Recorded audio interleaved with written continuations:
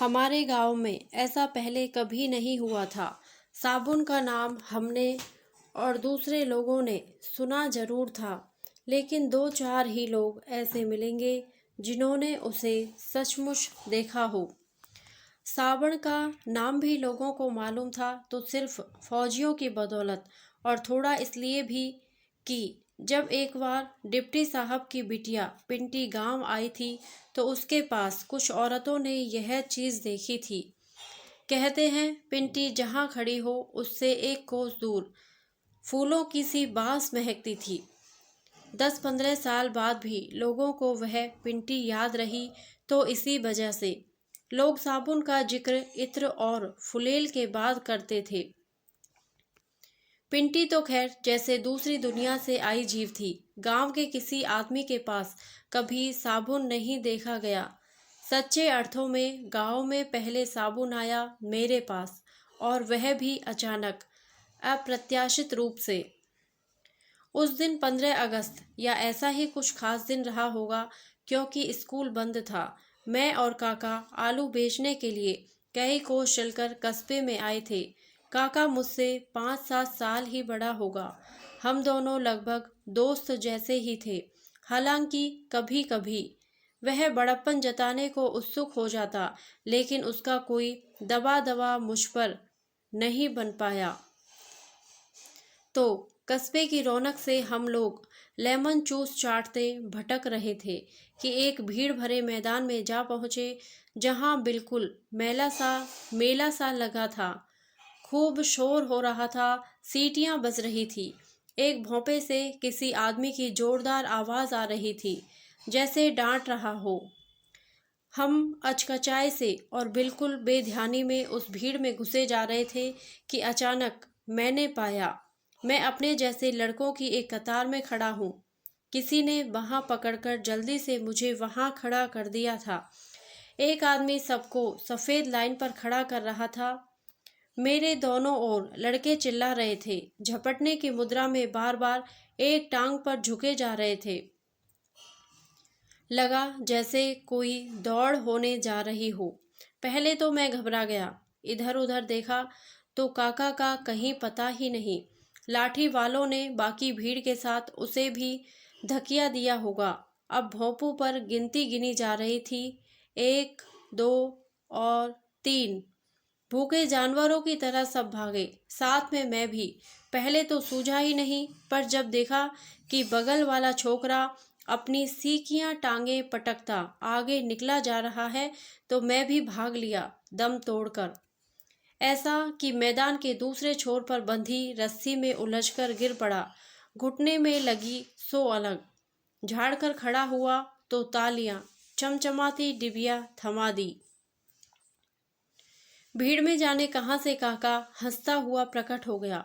अब हम दोनों साथ साथ हंसे जा रहे थे। मेरा मन हो रहा था कि अभी खूब दौड़ूं, दौड़ता ही जाऊं, आगे आगे कुलांचे भरता। मैं भागा तो काका भी हाँफता हुआ आया पीछे पीछे। कस्बा पीछे छूट गया। मैं गांव की ओर सरपट भागा जा रहा था। काका आवाज देने लगा। आखिर में नदी के पास मैं रुका तो उसने मुझे पकड़ लिया। काका ने कहा, क्या है रे?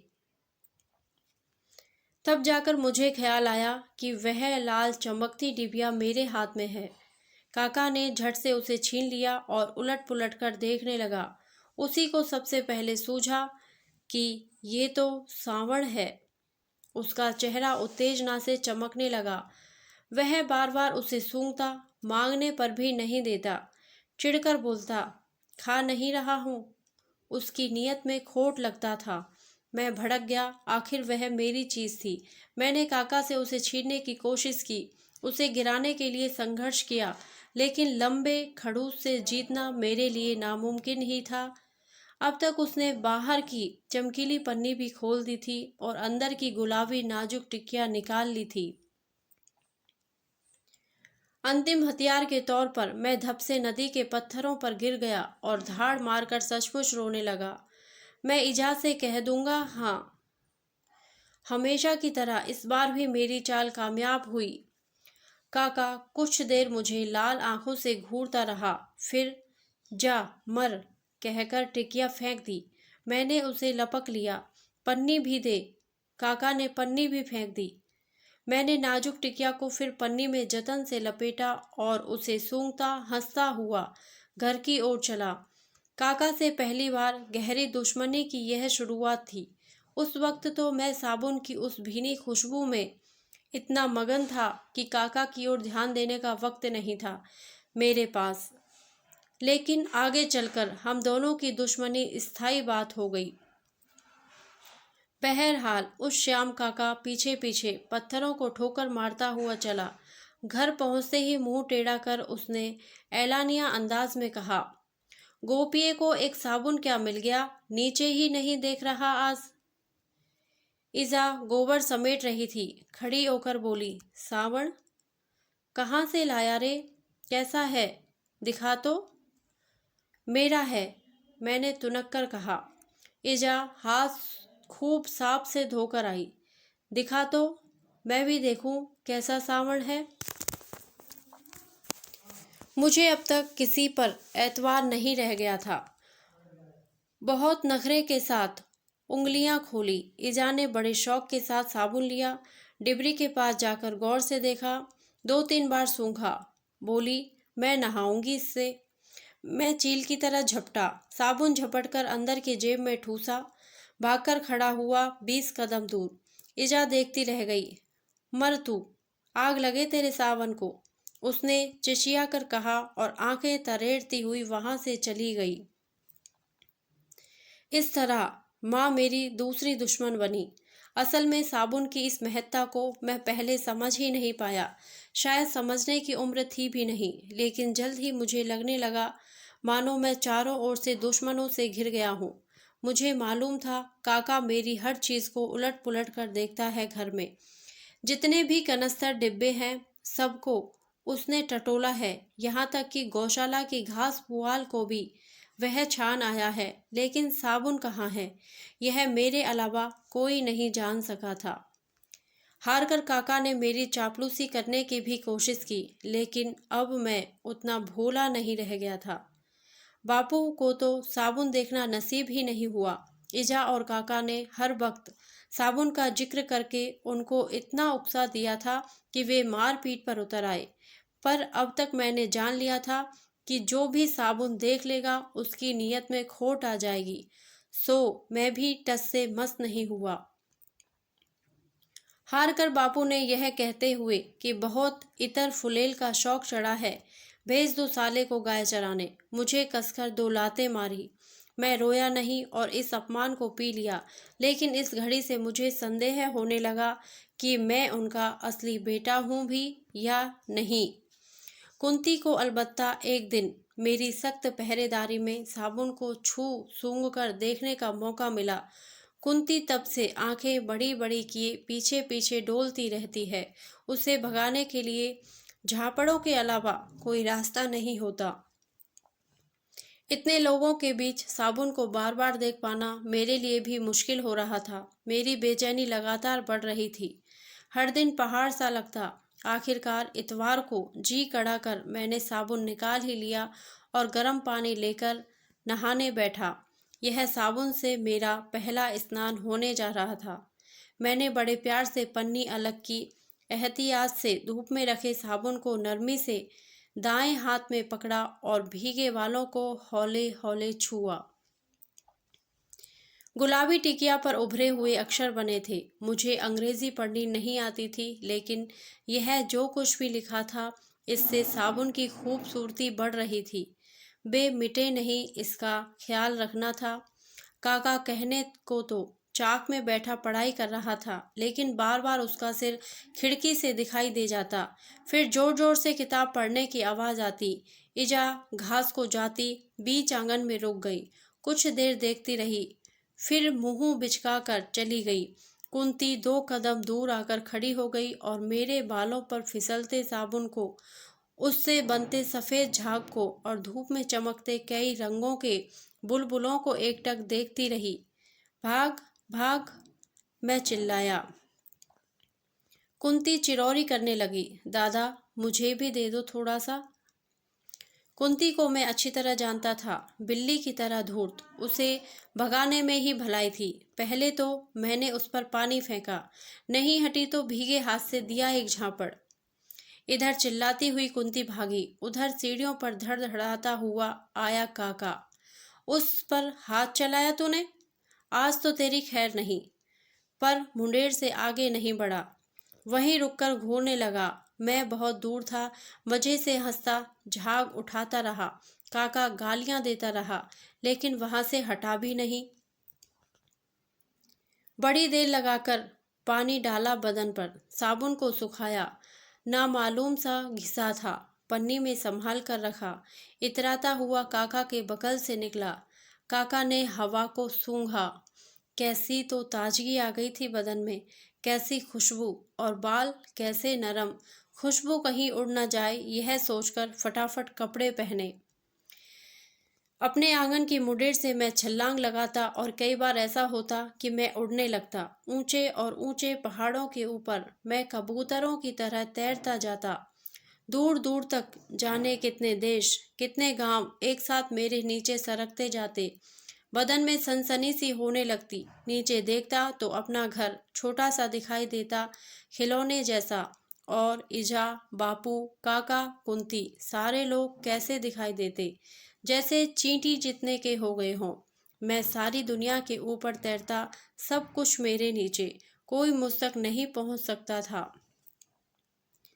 यह सपनों की बात थी। कहते हैं कि बड़वार के दिनों में बच्चों को उड़ने के सपने दिखाई देते हैं, लेकिन सपने सच नहीं होते, यह किसने कहा? साबुन से नहाकर उस दिन मुझे लगा था किसी भी क्षण मैं उड़ने लगूंगा। स्कूल का दिन था। सुबह सुबह खूब झाग उठाकर खुद को चमकाया, महकते बदन पर सबसे अच्छे कपड़े डाले, टेढ़ी करके मांग निकाली और रास्ते भर कोहनी उठाकर सूंघता रहा कि कहीं खुशबू उड़ तो नहीं गई। नहीं, खुशबू उड़ती नहीं थी, घंटों बनी रहती। अगर धूप नहीं होती, पसीना नहीं होता, धूल नहीं उड़ती और हवा नहीं चलती, तो शायद बदन हमेशा महकता रहता। क्लास में तो सनसनी ही फैल गई। थोड़ी ही देर में सब लड़के नाक उठाए बौराए से हवा को सूंघ रहे थे। मैं कुछ देर मंद मंद मुस्कुराता इसका आनंद लेता रहा, फिर पास वाले लड़के के मुंह पर अपनी वहां अड़ा दी। ओ बाबा हो, क्या लगा के आया है? लड़का तो उछल ही पड़ा। क्लास में ऐसी रेलपेल मची कि तौबा। लड़के एक दूसरे को धकियाते लपके और जहां तहां नाक गड़ाकर लगा सूंघने।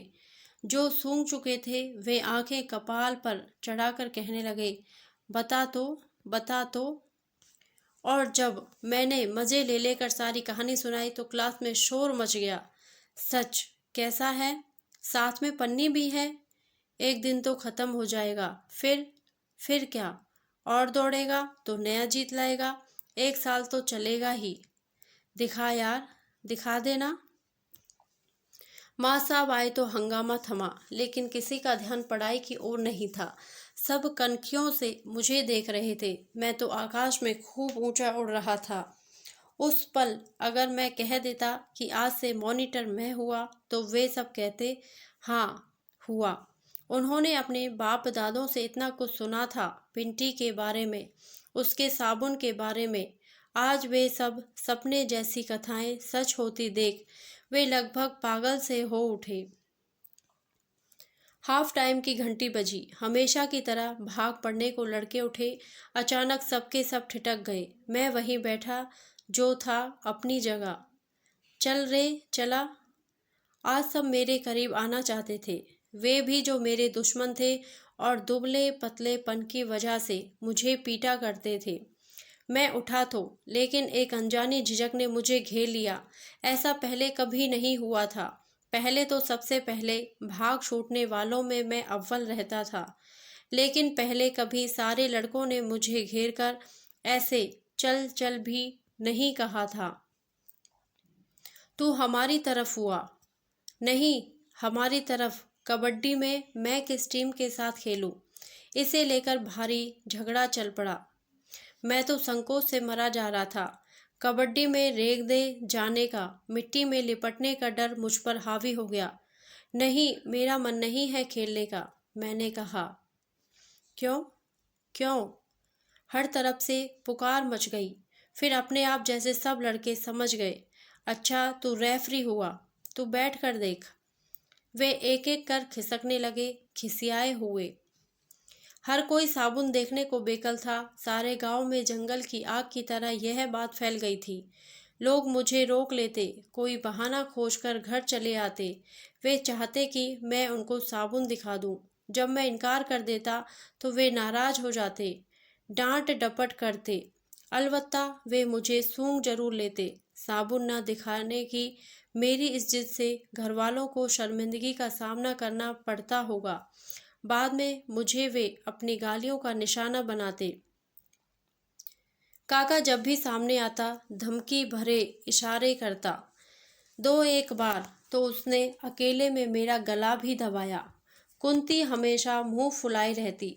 उससे मेरी झड़प हो जाए तो बापू मुझे अपने 2.5 किलो के हाथ से झापड़ मारने में जरा देर नहीं करते। इजा मुझसे हमेशा चिड़चिड़ाते हुए बात करती।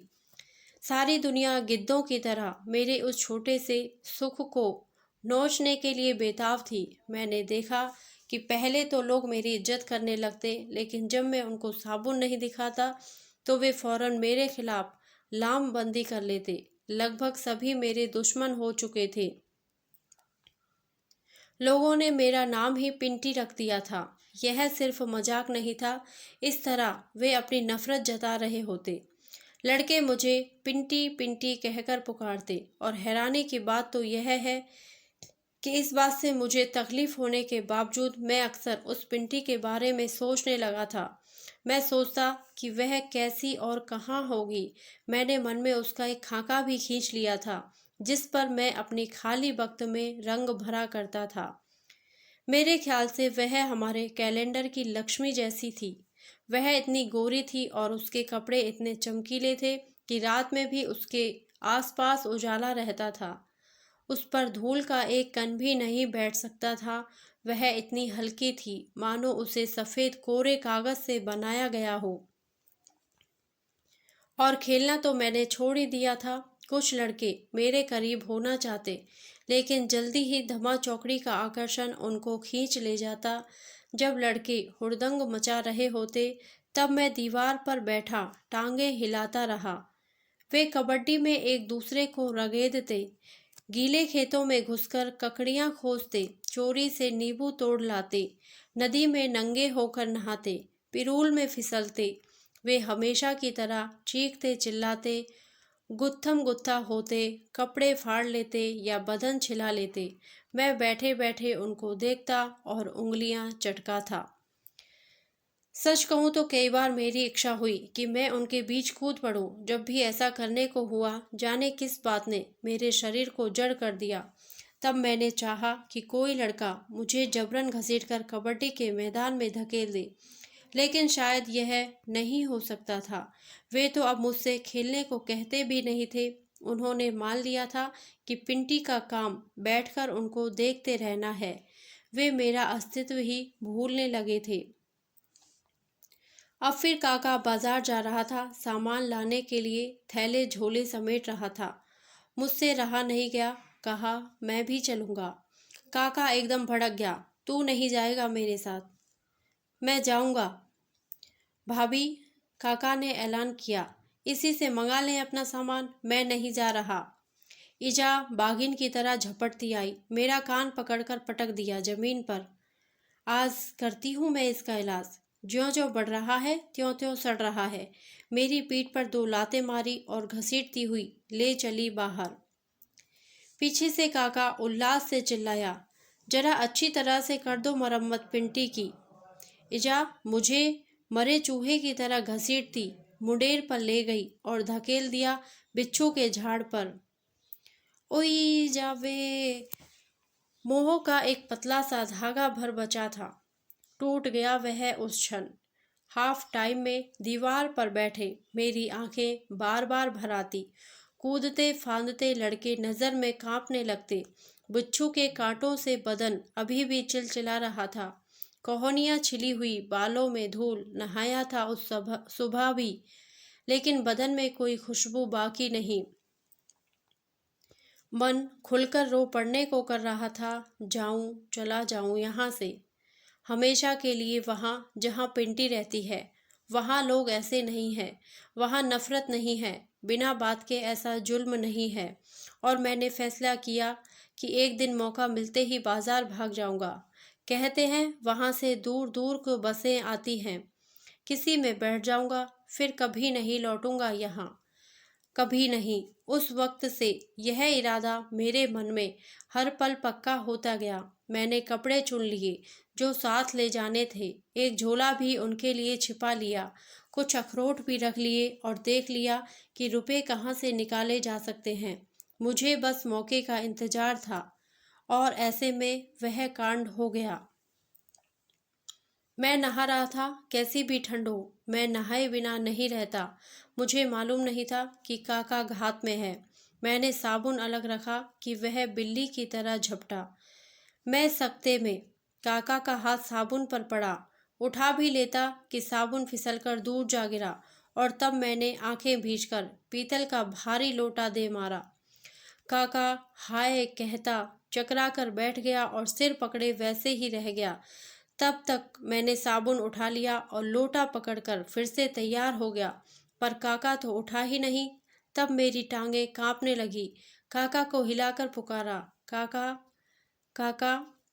कराह कर काका ने सिर उठाया तो देखा माथे से एकदम लाल लाल खून बह रहा था।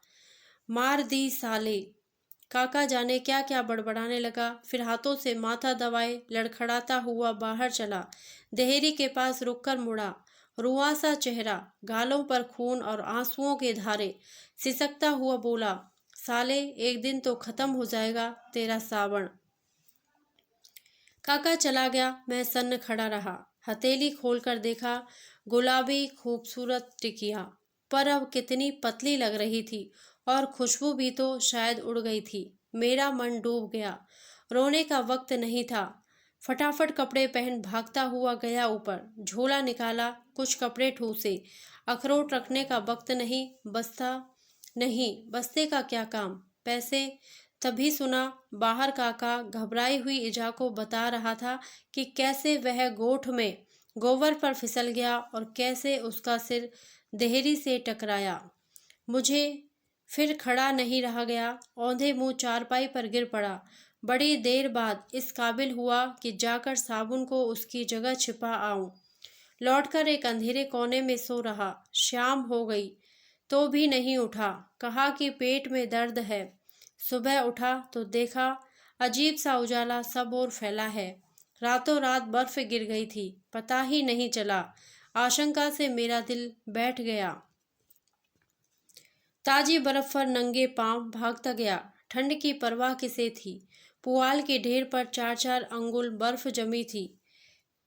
यही कहीं थी। वह सेंधा हाथों से बर्फ खोदी तो नीचे कीचड़ ही कीचड़। हाथ सन गए। यहाँ नहीं, यहाँ नहीं, यहाँ भी नहीं। कोई लिसलिसी सी चीज उंगलियों में आई। गुलाबी कीचड़ का एक लौंदा, खुशबूदार। उस लौंगे को हथेली में भरे मैं वहीं बर्फ पर धप से बैठ गया, शीत से कांपता हुआ। गोपिया, यह इजा थी, दूध लगाने आई थी। मैंने सिर उठाकर देखा। उसी उपहास के लिए सिकड़ते हुए उसके होठ। मेरे हाथ में लौंदा गिर गया। माँ के होठों से एक सिसकी सी निकली। गोपिया। पांवों से सिर तक एक थरथराहट के साथ मैं बिखर गया, पूरे प्राण से अपने को फूट पड़ने की छूट देता हुआ। कीचड़ सनी उंगलियों से माँ को जकड़ता हुआ जोर से रो पड़ा। माँ भी वहीं मेरे पास बैठ गई, मुझे कौली में भरकर, और मैं कोक की गर्माहट में मुंह छिपाकर रोता रहा। बहुत दिनों बाद पहले की तरह। और सहसा मुझे लगा बर्फ का एक विशाल ढेर पिघल रहा है। मेरा मन रुई की तरह हल्का और हल्का होने लगा। उस क्षण हवा का कोई झोंका आता तो मैं सचमुच ही उड़ने लगा होता। धन्यवाद। यदि आपको यह कहानी अच्छी लगी हो तो प्लीज़ मेरे वीडियो को लाइक करें, शेयर करें और मेरे चैनल को सब्सक्राइब करें। Thank you.